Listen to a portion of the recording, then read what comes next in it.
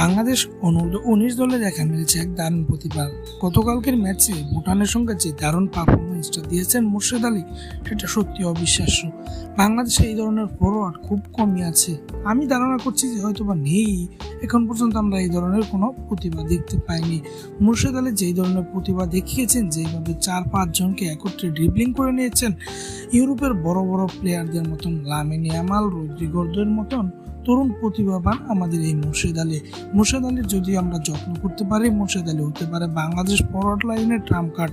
আগামী 2-3 বছরে যদি আমরা মোর্শেদ আলীর যত্ন নিতে পারি, 2-3 বছর পর বাংলাদেশ জাতীয় দলের বড় একটি অস্ত্র হিসেবে আত্মপ্রকাশ করতে পারে মোর্শেদ আলী।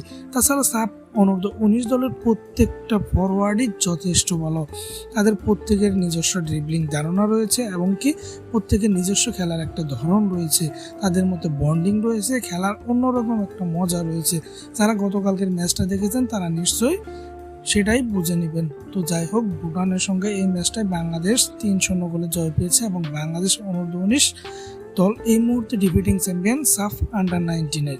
তো আপনার কি মনে হয়, বাংলাদেশ কি এবারও পারবে সাফ আন্ডার-19 উইন করতে? সেটা অবশ্যই কমেন্ট বক্সে কমেন্ট করবেন।